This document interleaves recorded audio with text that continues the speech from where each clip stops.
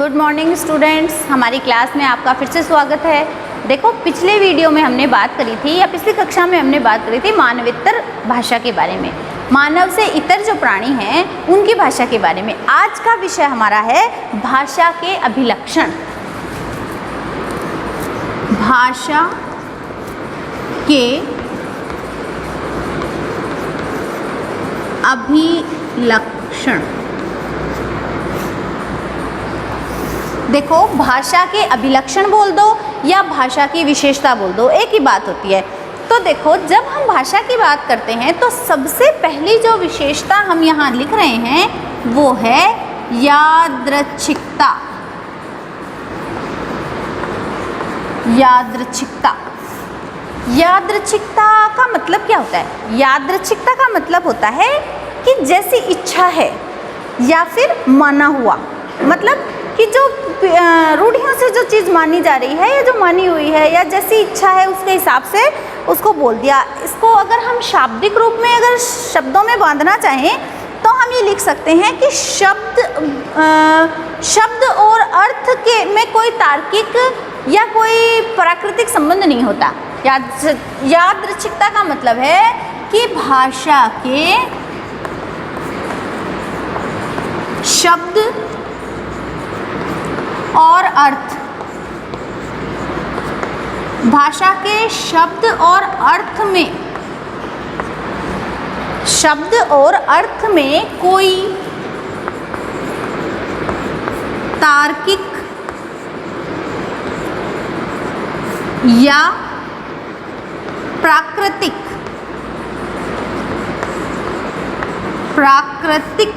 संबंध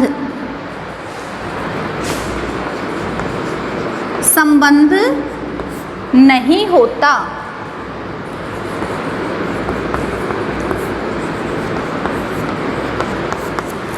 मतलब कि वो शब्द का जो अर्थ है वो रूढ़िगत है। अर्थ जो है वो रूढ़िगत होता है। रूढ़िगत। जैसे इस बात को हम एक उदाहरण से समझते हैं कि जैसे मानो पेड़। जब पेड़ शब्द हमारे सामने आता है तो हमारे जहन में एक इमेज बनती है कि ऐसी सी कोई संरचना है ना, पेड़। अब देखो पेड़, इसका अगर हम देखते हैं प प्लस ए प्लस ड प्लस अ, तो इन शब्दों से इसका कोई अर्थ नहीं है, इनके आपस में कोई संबंध नहीं है, ना ही तो कोई तार्किक संबंध है ना ही कोई प्राकृतिक संबंध है। फिर हम इस पिक्चर को, इस इमेज को पेड़ क्यों बोलते हैं? अगर कोई ये बात पूछे तो बड़े बड़े भाषाविद भी इसका जवाब सटीक नहीं दे पाएंगे, क्योंकि इसका जवाब यही है कि हमने अपने बुजुर्गों से, अपने माँ बाप से, अपने सहकर्मियों से, अपने साथ वालों से पेड़ को पेड़ ही सुना है। और अगर उनसे भी पूछा जाए तो वो भी यही जवाब देंगे कि भाई हमारे बुजुर्गों से या हम जब पैदा हुए तब से हम इसको पेड़ ही सुनते आए हैं। तो ये चीज़ है यादृच्छिकता, मतलब रूढ़िगत जो अर्थ चलता आ रहा है वो यादृच्छिक है। अब दूसरी जो विशेषता आती है भाषा की वो है द्वैतता।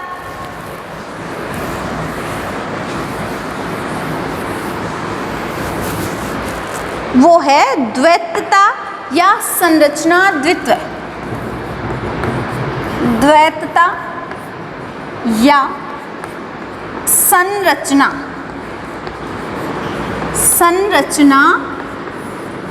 द्वित्व। द्वैतता या संरचना द्वित्व। देखो, भाषा में संरचना के दो स्तर होते हैं, ठीक है?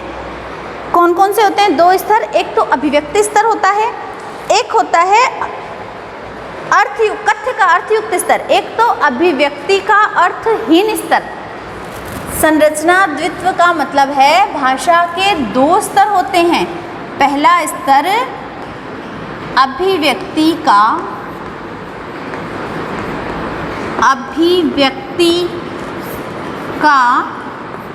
अर्थहीन स्तर। अर्थहीन स्तर और दूसरा आएगा कथ्य का अर्थयुक्त स्तर। कथ्य का अर्थयुक्त, कथ्य का अर्थयुक्त स्तर।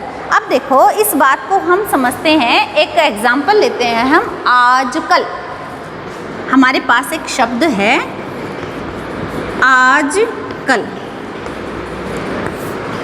इसको अगर हम अभिव्यक्ति के स्तर से देखें तो ये है आ प्लस ज प्लस ए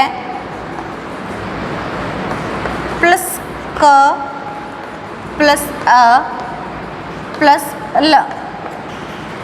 आजकल तो देखो इनके अलग अलग टुकड़ों के आप अर्थ देखो, अर्थहीन है ये, इनके कोई अर्थ ही नहीं है, ये तो अभिव्यक्ति का अर्थहीन स्तर है। अगर कथ्य का अर्थयुक्त स्तर पे हम इसकी बात करें तो कथ्य के स्तर पर इस शब्द में आज और कल, ये दो, कथ्य के स्तर पर इन दो शब्दों से ये बना है, तो कथ्य के स्तर पर ये अर्थयुक्त शब्द हैं, है ना। तो इसलिए ये अभिव्यक्ति संरचना है जो अर्थहीन है और कथ्य संरचना जो है वो अर्थयुक्त है। अब देखो मानवेतर जो प्राणी है, मानवेतर प्राणियों में क्या होता है, प्रायः एक ध्वनि संकेत या एक दृश्य संकेत होता है और उसका निश्चित आशय होता है। वहाँ एक से अधिक ध्वनि संकेत या एक से अधिक दृश्य संकेत मिलकर कोई अर्थयुक्त इकाई का प्रयोग नहीं, अर्थयुक्त इकाई की स्थापना नहीं करते हैं, उसकी रचना नहीं करते हैं। अब देखो जैसे एग्जाम्पल के रूप में हम अगर देखें तो गाय, गाय या फिर कुत्ता, गाय या कुत्ता अगर 8 या 10 शब्द सीख ले या 8 या 10 वाचिक संकेत, सॉरी शब्द नहीं, 8 या 10 वाचिक संकेत अगर गाय या कुत्ते के पास हैं तो वो 8 या 10 जो निश्चित उनके अर्थ हैं उन्हीं में व्यक्त कर सकता है वो, है ना। लेकिन अगर मनुष्य या मानव जो है, मानव कोई भाषा है, वो 50 या 60 वाचिक अभिव्यक्ति के शब्दों को, अगर वाचिक अभिव्यक्ति के संकेत उसके पास पहले से हैं तो वो पहले तो उन्हें कथ्य की इकाइयों में संचरित करती है और उसके बाद भाषा के वाक्यों में संचरित करके असंख्य शब्दों का निर्माण या असंख्य विचारों को वो उसमें व्यक्त कर देती है। इस बात को हम शाब्दिक रूप में ऐसे लिखेंगे, परिभाषा के रूप में लिखेंगे इसको कि गाय या कुत्ता, गाय या कुत्ता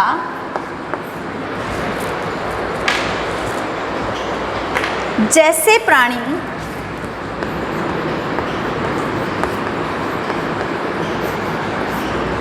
आठ 10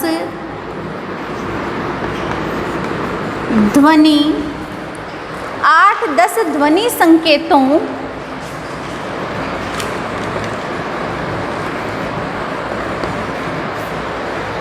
के माध्यम से 8 या 10 ध्वनि संकेत उत्पन्न करके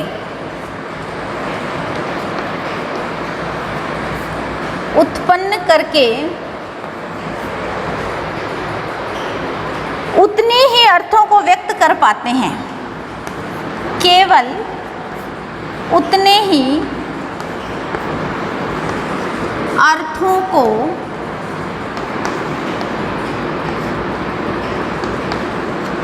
व्यक्त कर पाते हैं,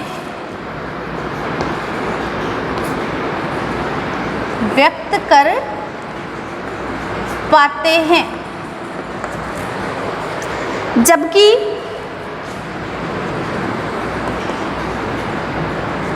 मानव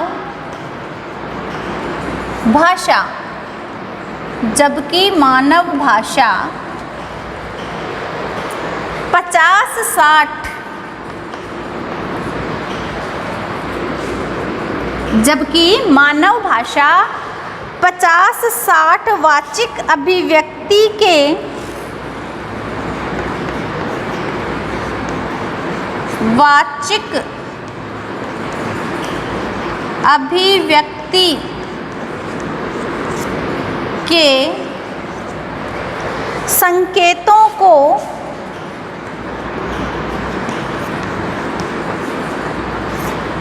संकेतों को पहले कथ्य की इकाइयों में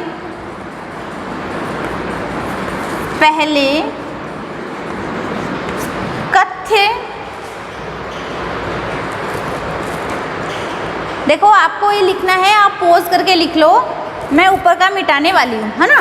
पहले कथ्य की वाचिक अभिव्यक्ति के संकेतों को पहले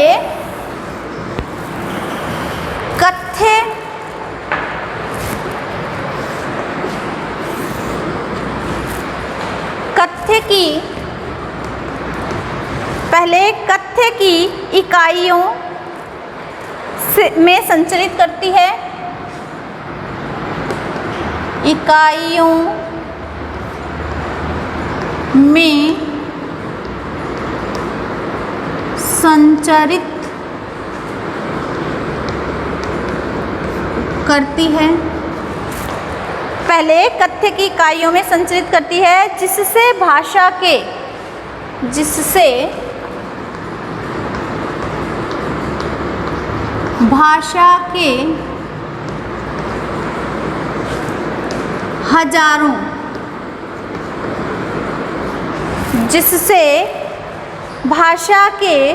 हजारों शब्दों की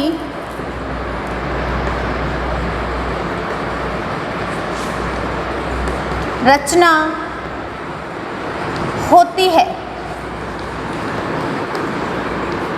हजारों शब्दों की रचना होती है और उन शब्दों को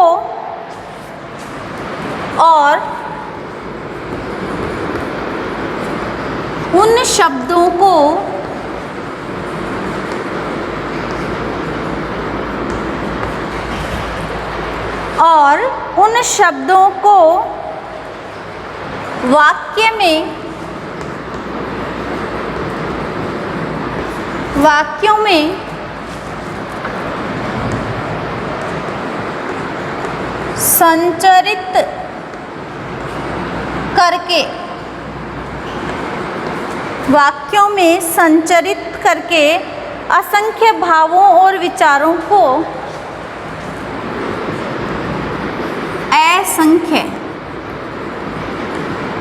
असंख्य भावों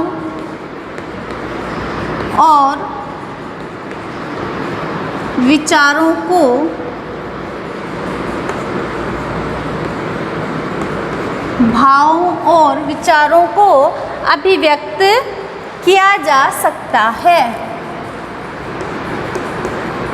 अभिव्यक्त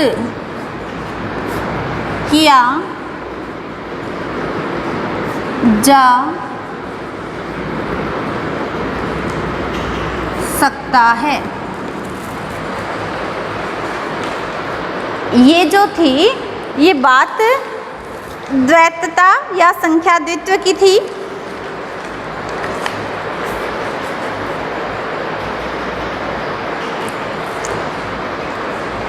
ये आप इसको लिख लेना पोज करके।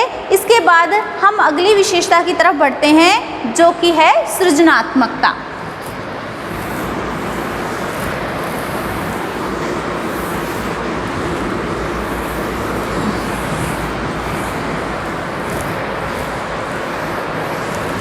सृजनात्मकता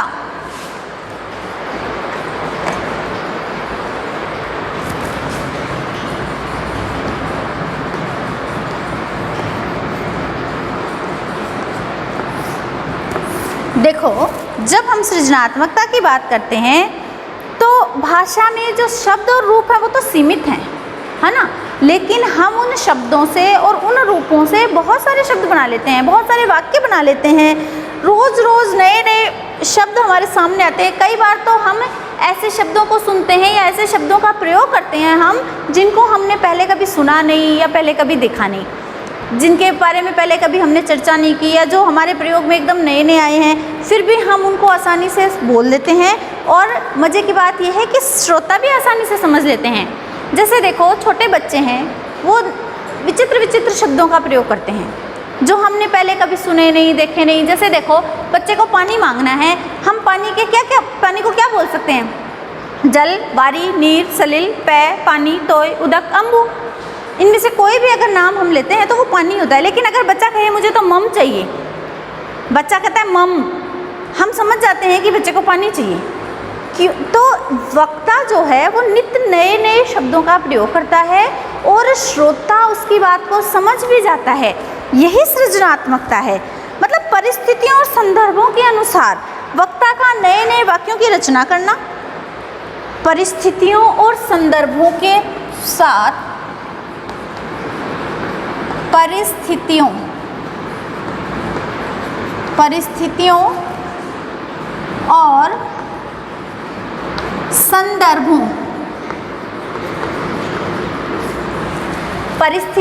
और संदर्भों के अनुसार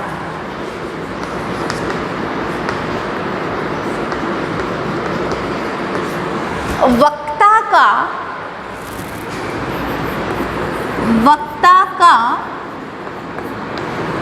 नए नए शब्दों का वक्ता द्वारा नए नए शब्दों का प्रयोग करना।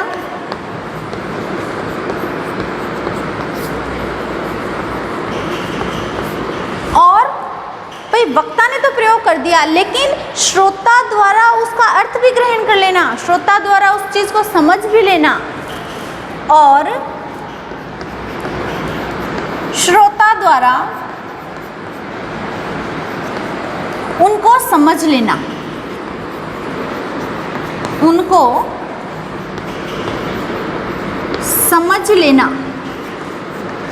यही क्या है? सृजनात्मकता है। इसी को हम सृजनात्मकता बोलते हैं। श्रोता द्वारा उनको समझ लेना, आसानी से समझ लेना या सहज रूप से समझ लेना, यही सृजनात्मकता है।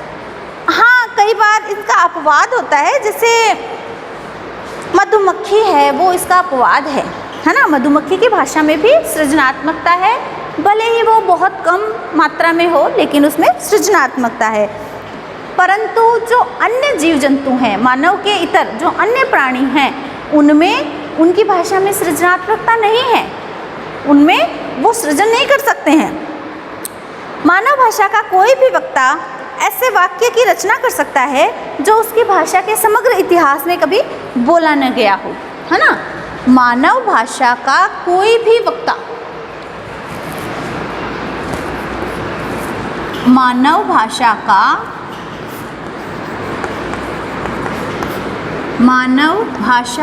कोई भी वक्ता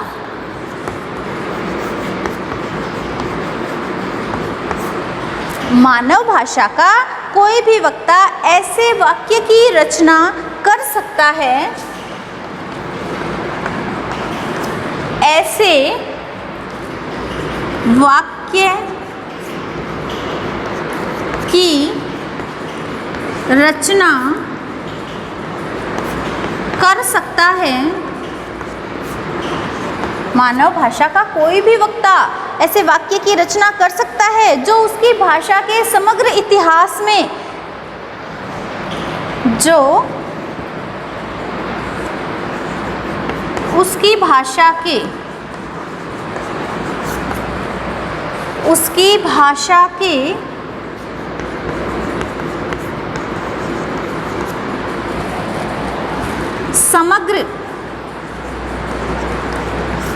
समग्र इतिहास में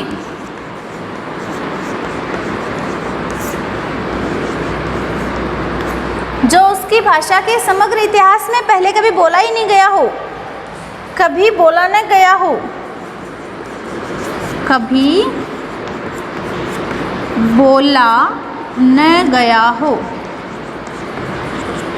कभी बोला न गया हो। मानवेतर प्राणियों में ध्वनि संकेत परिस्थिति विशेष से जुड़े होते हैं। मानव प्राणियों में जो ध्वनि संकेत होते हैं वो परिस्थिति विशेष से जुड़े होते हैं। जैसे देखो, मैंने अभी बताया था थोड़ी देर पहले कि इनमें सृजनात्मकता नहीं होती है, या फिर पिछले वीडियो में जैसे हमने बात करी थी कि जब सांप या बिल्ली आ जाती है तो चिड़ियाँ एक विचित्र प्रकार की ध्वनि निकालने लग जाती हैं। उनको देखकर, उनकी आवाज़ सुनकर हमें अनुमान लग जाता है कि यहाँ पे कुछ इनको खतरा है, मतलब वो खतरे में अलग ध्वनियाँ निकालती हैं। वो सहवास ऋतु के दौरान उनका जो ध्वनि संकेत है वो अलग होता है। तो मानवेतर जो प्राणी हैं वो परिस्थिति विशेष में अलग आवाज़ निकालते हैं। उनके ध्वनि संकेत परिस्थिति विशेष से जुड़े होते हैं, अतः कई नई परिस्थिति के अनुरूप वो भावों को व्यक्त करने के लिए अभिव्यक्ति का सृजन नहीं कर पाते हैं, है ना। लेकिन हमारी जो भाषा है उसमें सृजनात्मकता है। हम परिस्थिति विशेष में तुरंत के तुरंत नई परिस्थिति में अपने विचारों को व्यक्त करने के लिए, अपने भावों को संप्रेषित करने के लिए सृजन कर लेते हैं भाषा का। तो ये जो चीज़ है ये मानव भाषा को मानवेतर भाषा से पृथक करती है।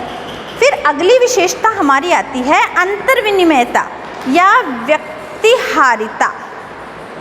अंतर्विनिमयता या व्यक्तिहारिता।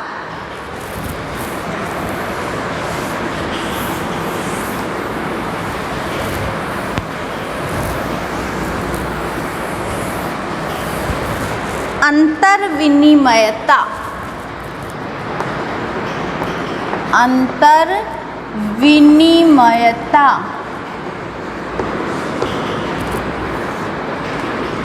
या व्यतिहारिता। अंतर्विनिमयता या व्यतिहारिता। देखो, मानवेतर प्राणियों की कुछ संकेत प्रणालियों में नर जो होते हैं वो संकेतों का संप्रेषण करते हैं, है ना। अंतर्विनिमयता, मानव जो है उसके अलावा जो मानवेतर प्राणी हैं उनमें कई बार क्या होता है कि जो नर होते हैं ना वो ही संकेतों का संप्रेषण करते हैं। जैसे हम बोलते हैं कोयल गाती है, लेकिन जो विद्वान हैं या जो अध्ययनवेत्ता हैं जिन्होंने इस चीज़ को गहराई से पढ़ा है, उन लोगों का मानना है कि कोयल गाती है ऐसे नहीं होगा। क्या होगा? कोयल गाता है। जो नर कोयल है वो मादा कोयल को आकर्षित करने के लिए गान गाता है। वैसे ही नृत्य करते हैं कुछ मोर है, मोर भी नृत्य करता है। मेंढक हैं, जैसे वर्षा ऋतु के दौरान मेंढक बोलते हैं तो वहाँ पे भी नर मेंढक ही बोलते हैं। नर मेंढक ही मादा मेंढक को अपनी तरफ आकर्षित करते हैं। कुछ कुछ प्राणी ऐसे हैं या कुछ कुछ प्रजातियों में ऐसा होता है कि मादा बोलती है और नर सुनते हैं। लेकिन ये जो हमारा पॉइंट है अंतर्विनिमयता या व्यतिहारिता, इसमें यह है कि मानवेतर प्राणियों में अधिकांशतः नर तो संकेत करते हैं, ध्वनि संकेत देते हैं, और जो मादा है वो उन संकेतों को मात्र ग्रहण करती है। लेकिन मानव में स्त्री और पुरुष दोनों ही अपने संकेतों को व्यक्त करते हैं। मानव भाषा का यह अभिलक्षण एक ऐसा भेदक अभिलक्षण है जो भाषा व्यवहार में पुरुष और स्त्री दोनों को समान रूप से सक्षम बनाता है। अब देखो, इसको आप परिभाषा के रूप में या भाषिक रूप में ऐसे लिख सकते हो कि मानव भाषा का यह अभिलक्षण, मानव भाषा का यह अभिलक्षण, मानव भाषा का यह अभिलक्षण या यह विशेषता एक ऐसा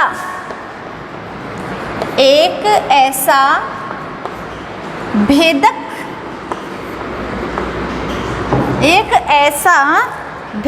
अभिलक्षण है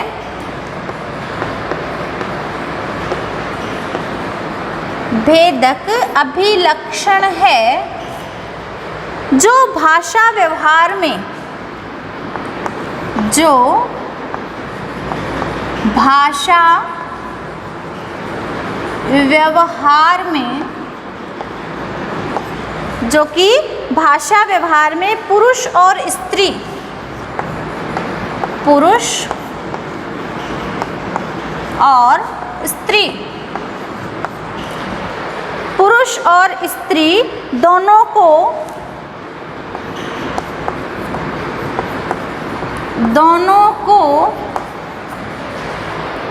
समान रूप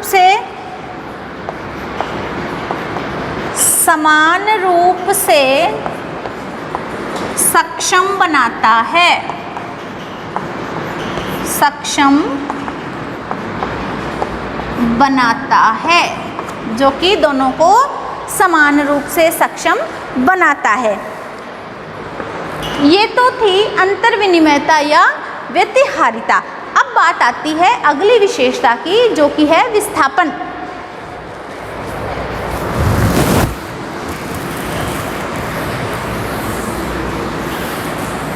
अगर आप इसको लिखना चाह रहे थे और मैंने मिटा दिया तो वीडियो को पॉज करके आप लिख सकते हो, है ना। अगली बात आती है विस्थापन।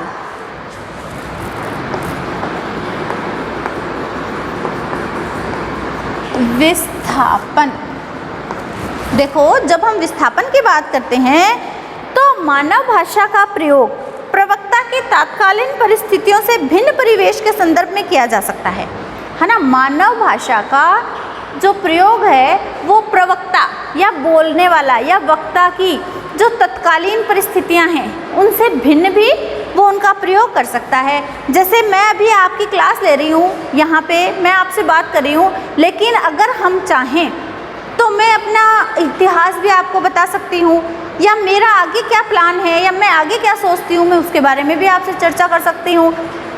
तो यहाँ पे सिर्फ स्थान विशेष नहीं है, काल विशेष ही नहीं है, स्थान विशेष में भी होता है ऐसा। मतलब भूत और भविष्य तो काल हो गए, स्थान विशेष की अगर हम चर्चा करें तो जैसे जयपुर, हम यहाँ बैठे बैठे जयपुर के बारे में भी बात कर सकते हैं, हम अमेरिका के बारे में भी बात कर सकते हैं, चाइना के बारे में भी बात कर सकते हैं, और अमेरिका चीन छोड़ो हम मंगल ग्रह के बारे में भी बात कर सकते हैं यहाँ बैठे बैठे। तो जो मानव भाषा है वो काल और स्थान से परे है, काल और स्थान का उस पर कोई बंधन नहीं है।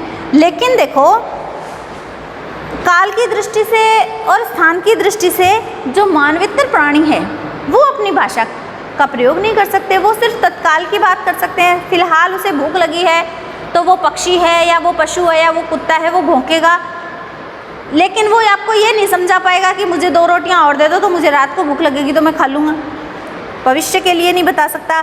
मानवेतर प्राणी अपनी भाषा का प्रयोग तत्कालीन परिस्थितियों से उत्पन्न भय, क्रोध आदि आवेगों की अभिव्यक्ति के लिए ही कर सकता है। देखो एक विद्वान हुए थे बर्टेड रसेल, है ना। बर्टेड रसेल ने कहा कि कोई कुत्ता, बर्टेड रसेल का कथन है कि कोई कुत्ता चाहे जितनी वाक्पटुता से भौंके, चाहे जितनी वाक्पटुता से भौंके, पर वह यह नहीं बता सकता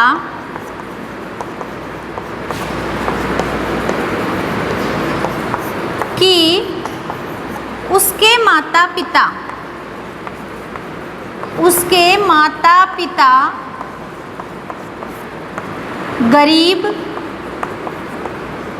गरीब व ईमानदार थे।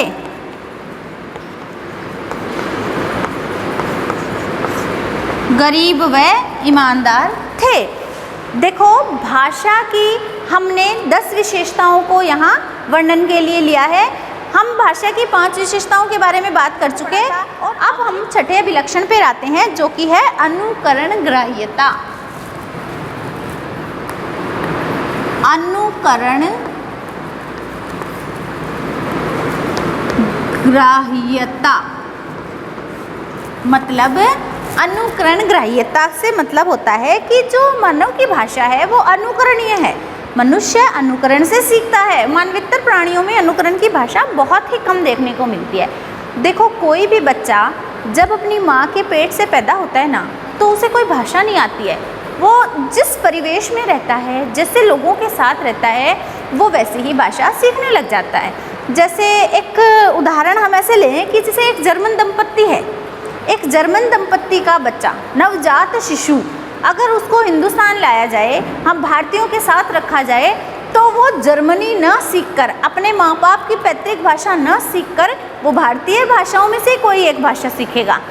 लेकिन अगर दूसरे प्राणियों को देखा जाए, मानवेतर प्राणियों को देखा जाए, तो उनमें ऐसा नहीं होता है। उनमें सहजात वृत्ति होती है, उनकी भाषा में सहजता होती है कि एक अगर बंदर का बच्चा है या एक चिंपैंजी का बच्चा है या एक कुत्ते का बच्चा है, उसको कहीं भी रखा जाए, जर्मन में भी कुत्ते उसी प्रकार की आवाज़ करते हैं जैसे हिंदुस्तानी कुत्ते करते हैं, तो ये इनमें जन्मजात होती है। मतलब ये लोग सीखते नहीं हैं, अनुकरण द्वारा नहीं सीखते हैं। कई बार विद्वानों ने इस बात का पता लगाने का प्रयास किया कि मानव की मूल भाषा क्या है। तो उन्होंने क्या किया कि मानव के जो बच्चे हैं या मानव शिशु है, उसको समाज से परे अलग थलग रखा गया, लेकिन वो कुछ नहीं सीख पाया। वहाँ कोई भाषा ही नहीं थी। देखो, कई बार ऐसे एग्जाम्पल्स भी हमारे सामने आए हैं कि जैसे एक बच्चा है, उसको जंगल में अकेला रखा गया, एक कोठरी में रखा गया, और उसको किसी भी प्रकार की कोई आवाज़ नहीं सुनाई देती थी। सिर्फ उस कोठरी का दरवाज़ा खुलने और बंद करने की आवाज़ उसे सुनाई देती थी। तो वो बच्चा उसी प्रकार की आवाज़ निकालने लगा। क्यों? क्योंकि उसने सुनी वही भाषा है, वही आवाज़ें सुनी है। अनुकरण के द्वारा जो बच्चा है वो भाषा को सीखता है। ऐसी मानवेतर भाषा है जो कि अनुकरण नहीं करती है। बाकी मानव की जो भाषा है वो अनुकरणीय है। अगली विशेषता आती है परिवर्तनशीलता। फिर अगली आती है परिवर्तनशीलता। परिवर्तनशीलता, देखो, मानव की जो भाषा है वो परिवर्तनशील है। हम पीढ़ी दर पीढ़ी हमारी भाषा बदलती रहती है, लेकिन मानवेतर जो प्राणी हैं उनकी भाषा परिवर्तनशील नहीं है। अब इस बात को आप ऐसे समझो कि जब आपके दादाजी का जो ज़माना था या उनके दादाजी का जब ज़माना था, तब भी कुत्ते भौं भौं की आवाज़ निकालते थे और बिल्ली म्याऊं म्याऊं की आवाज़ निकालती थी। आज भी वो कुत्ते उसी प्रकार भौंकते हैं और वो बिल्ली उसी प्रकार आवाज़ निकालती है। लेकिन हम अगर अपनी भाषा की बात करें तो संस्कृत काल में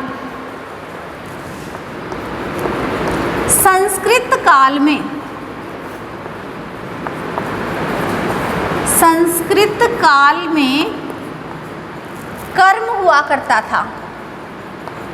कर्म शब्द जो था, है ना, फिर वो प्राकृत काल में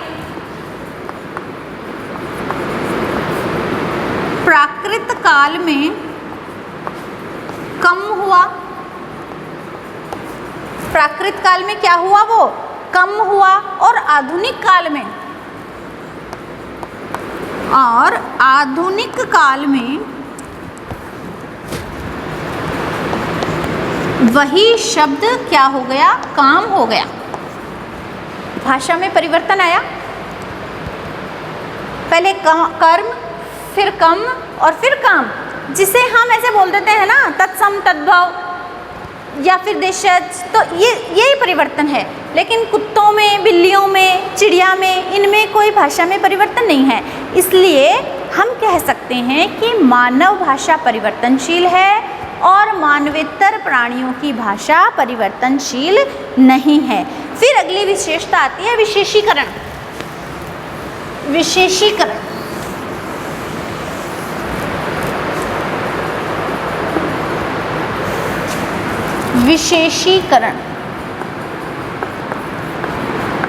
विशेषीकरण, देखो, यह जो अभिलक्षण है विशेषीकरण, यह बताता है कि मानव भाषा का व्यवहार संप्रेषण के लिए किया गया एक विशेष व्यवहार है। मानव भाषा का जो व्यवहार है वो संप्रेषण के लिए किया गया एक विशेष प्रकार का व्यवहार है। अब देखो, मनुष्य अगर रो रहा है, मनुष्य का रोना, उसका रुदन सुनकर हम ये अनुमान लगा लेते हैं, हमें पता चल जाता है कि वो दुखी है। लेकिन उस रोने को हम भाषा नहीं बोल सकते हैं, वो रोना उसका संप्रेषण नहीं है। जब वो अपने दुख को व्यक्त करता है, शब्दों के द्वारा वो हमें अपनी व्यथा सुनाता है, तब उसके द्वारा एक विशेष प्रकार का प्रयत्न किया जाता है। अब देखो, जैसे रसोई में खाना बन रहा है ना, बर्तनों की आवाज़ आ रही है, व्यक्ति बैठक में बैठा है, रसोई में खाना बन रहा है, बर्तनों के खटकने की आवाज़ आती है या फिर भोजन की खुशबू आती है, हम ये अनुमान तो लगा लेते हैं कि भोजन बन रहा है। लेकिन जब व्यक्ति आके हमें यह घोषणा करता है कि चलो भोजन बन गया, आप खाना खा लो, तो वो एक विशेष प्रयत्न होता है उसका। तो परिणाम स्वरूप हम क्या कह सकते हैं कि मानव भाषा को सीखा जा सकता है। यही प्रक्रिया अन्य से उसको अलग करती है ना। परिणाम स्वरूप मानव भाषा को सीखा जा सकता है, सीखा जा सकता है। और यह अभिलक्षण, यह जो अभिलक्षण है, विशेषीकरण, यह अभिलक्षण उसे अन्य से अलग करता है, अलग करता है। यह अभिलक्षण उसे अन्य से अलग करता है। फिर देखो, अगली विशेषता आता है भूमिकाओं का परस्पर परिवर्तन। अच्छा, हम विशेषीकरण में अगर बात करें तो हमने ये बात लिख ली कि मानव भाषा को सीखा जा सकता है, लेकिन मानवित्र भाषा के बारे में, मानवित्रों की जो भाषा है वो संकेत प्रणाली की भाषा है, और वो संकेत प्रणाली उन्हें आनुवंशिक रूप से मिली है ना, इसलिए हम उसे सीख नहीं सकते हैं, वो उनकी आनुवंशिक प्रणाली है। अब हम आते हैं अगले पॉइंट पर, भूमिकाओं का परस्पर परिवर्तन। हमारा नवा पॉइंट है भूमिकाओं का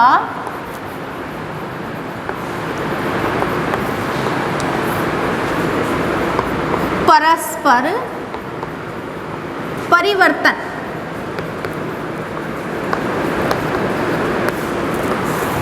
देखो, भूमिकाओं के परिवर्तन में हम लिख सकते हैं कि वक्ता जो है, जो बोल रहा है, एक होता है बोलने वाला, वो है वक्ता, एक होता है सुनने वाला, वो है श्रोता। जब वक्ता अपनी बात को ख़त्म करता है और श्रोता जब बोलता है तो श्रोता क्या बन जाता है? वक्ता बन जाता है। और जो वक्ता पहले बोल रहा था अब वो श्रोता बन गया। और ये जो वक्ता और श्रोता का जो संवाद चलता है ये मानव भाषा में चलता है। यद्यपि मानवेतर भाषा में भी ऐसा होता है, लेकिन वो बहुत कम समय के लिए होता है, लंबे समय के लिए नहीं होता। एक गली में एक कुत्ता भौंक रहा है और दूसरी गली में कुत्ता भौंक रहा है, तो या तो वो एक साथ ही भौंकते हैं। ऐसा नहीं होता है कि ये चुप हुआ फिर वो बोलने लगा, फिर ये बोलने लगा, फिर वो बोलने लगा।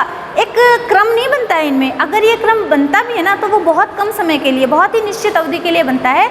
लंबे समय के लिए ये वक्ता और श्रोता की जो परिवर्तित भूमिकाएं हैं ये मानवेतर प्राणियों में नहीं चलती हैं। ये मानव की भाषा की ही विशेषता है। अगली आती है मौखिकता, श्रव्यता।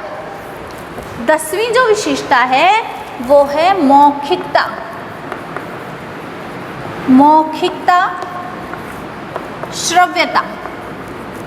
देखो, मानव की जो भाषा है वो मौखिक है और श्रव्य है। हम अपनी भाषा का मुंह से प्रयोग करते हैं और कानों से उसको सुनते हैं। मैंने जो बोला वो आप अपने कर्णेंद्रियों से सुन रहे हैं। आप जब बोलोगे तो मेरे कर्णेंद्रियां सक्रिय हो जाएंगी, मैं उसको सुनूंगी। लेकिन मानवेतर जो प्राणी हैं, अब हम लोग जो लिखित भाषा और पठित भाषा का प्रयोग करते हैं तो लिखित और पठित सरणी भी इसी मौखिकता, श्रव्यता पर ही आधारित होती है। लेकिन कुछ प्राणी ऐसे होते हैं जिनमें ये मौखिकता और श्रव्यता नहीं होती है जिनकी भाषा में। जैसे आप मधुमक्खी को ही ले लो। मधुमक्खी अपने संकेतों को कैसे व्यक्त करती है? नृत्य करके वो व्यक्त करती है। इसका मतलब क्या हुआ? वो दृश्य सरणी हो गई। दृश्य सरणी दृश्य सरणी हो गई। अब हम अगर बात करें चींटियों की, चींटियां हैं या मकोड़े हैं, तो वो किस भाषा का प्रयोग करते हैं? तो देखो, आपने देखा होगा कि एक चींटी या एक मकोड़ा जब चलता है तो वो उसके पीछे पीछे ही चलते हैं। बेशक उन्हें घूम के चलना पड़ता हो, लेकिन वो एक दूसरे के पीछे लाइन में ही चलते हैं। इसका कारण क्या है कि जो सामने वाली चींटी या सामने वाला जो मकोड़ा है वो एक विशेष प्रकार की गंध छोड़ता हुआ चलता है, और जो पीछे वाले हैं वो उस गंध का ही अनुकरण करते हैं, वो उसी के पीछे पीछे चलते हैं। तो ये लोग एक गंध विशेष से अपने संकेतों का अपने संप्रेषण करते हैं। तो यहाँ पे क्या आ गई? गंध। चींटियाँ, चींटी जो है वो गंध के द्वारा अपने संवाद करती है या अपने विचारों को संप्रेषित करती है। तो यहाँ क्या हो गई? घ्राण सरणी, घ्राण सरणी। तो मौखिकता, श्रव्यता जो है वो मानव भाषा की ही विशेषता है। मानवेतर भाषाओं में अन्य प्रकार की सरणियों का भी प्रयोग किया जाता है। देखो, अब ये तो थे हमारे भाषा के अभिलक्षण। अब इसके बाद का जो विषय है वो हम अगले वीडियो में विचार करेंगे, उस पर चर्चा करेंगे। धन्यवाद।